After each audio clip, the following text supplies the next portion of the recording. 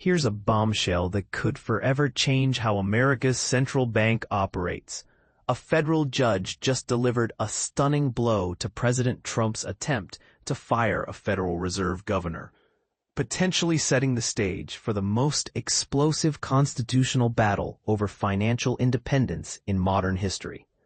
On Tuesday, U.S. District Judge Jaya Cobb in Washington, D.C., issued a temporary restraining order that prevents President Donald Trump from removing Federal Reserve Governor Lisa Cook from her position. This unprecedented legal confrontation represents the first time in the Federal Reserve's century-long history that a president's authority to dismiss a Fed governor has been challenged in court. But here's where it gets controversial. Trump's administration claims Cook committed mortgage fraud before joining the Fed, while her supporters argue this is nothing more than political retaliation disguised as law enforcement. The timing couldn't be more suspicious, or more consequential. To understand why this matters so much, let's break down what the Federal Reserve actually does. Think of the Fed as America's financial thermostat. It controls interest rates to keep the economy from overheating or freezing up. When politicians can fire Fed governors at will, it's like letting someone constantly fiddle with your home's thermostat based on their mood rather than the actual temperature. The result? Economic chaos. Judge Cobb's ruling cuts straight to the heart of this issue. In her decision, she found that Trump's administration failed to demonstrate that Cook's alleged pre-employment conduct provides sufficient legal grounds for removal. The judge wrote pointedly, President Trump has not identified anything related to Cook's conduct or job performance as a board member that would indicate that she is harming the board or the public interest by executing her duties unfaithfully or ineffectively. And this is the part most people miss. The Federal Reserve Act, which created the central bank, states that governors can only be removed for cause, but it never actually defines what that means. It's like having a rule that says you can only be fired for good reason, without explaining what constitutes a good reason. This legal ambiguity has never been tested in court until now. Cook, who made history as the first black woman to serve as a Federal Reserve governor, faces serious allegations. Trump and William Pulte, his appointed Federal Housing Finance Authority director, claimed she provided inaccurate information on mortgage applications for 3 separate properties. If true, this could have allowed her to secure lower interest rates and tax benefits she wasn't entitled to. The accusations are serious enough that the U.S. Justice Department has launched a criminal investigation, issuing grand jury subpoenas in both Georgia and Michigan. However, Cook vehemently denies any wrongdoing. Through her legal team, led by prominent attorney Abby Lowell, she maintains that she did not ever commit mortgage fraud. But here's her most intriguing legal argument. Even if the allegations were completely true, they wouldn't justify her removal because the alleged conduct occurred before she was confirmed by the U.S. Senate in 2022.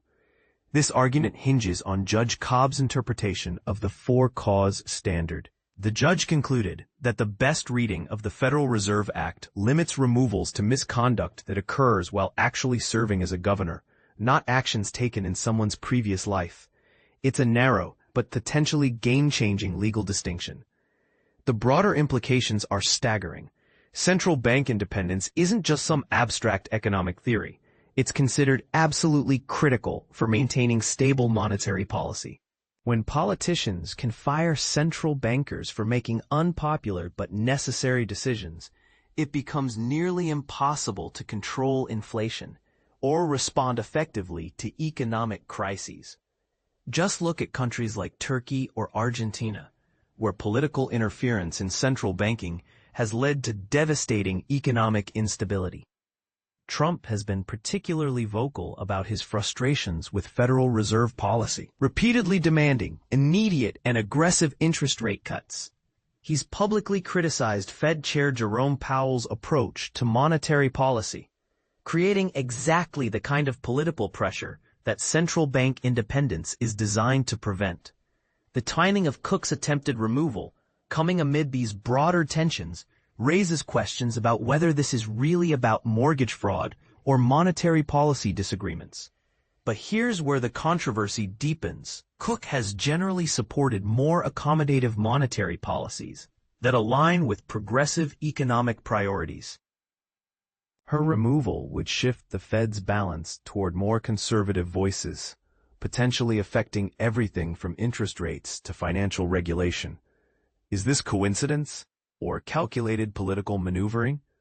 The case now moves forward through the courts, with legal experts predicting it will ultimately reach the U.S. Supreme Court.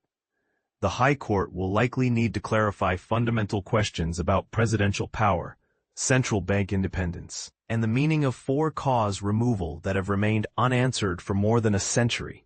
Meanwhile, the Federal Reserve faces an awkward situation. Cook technically remains in her position despite Trump's firing attempt, creating an unusual limbo that could complicate the central bank's operations. The Fed has declined to comment on the ongoing legal proceedings, but the uncertainty undoubtedly adds another layer of complexity to their already challenging job of managing monetary policy. Cook's attorney celebrated the ruling as a victory for institutional independence, stating, "This ruling recognizes and reaffirms the importance of safeguarding the independence of the Federal Reserve from illegal political interference."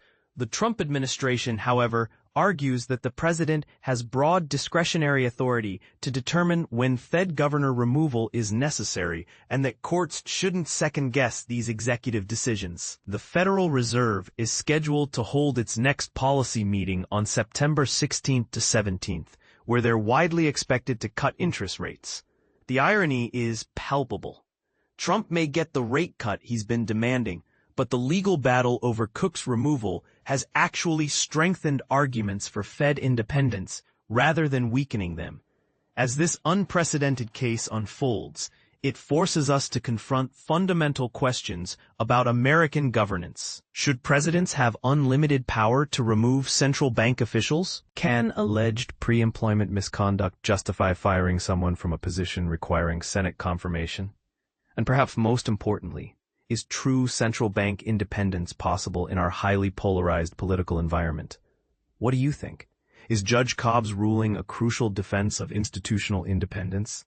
Or does it handcuff presidents from removing officials who may have committed serious misconduct? Should the for-cause standard apply only to on-the-job behavior, or should pre-employment conduct matter too? The answers to these questions could reshape American monetary policy for generations to come. And I'd love to hear where you stand on this explosive debate.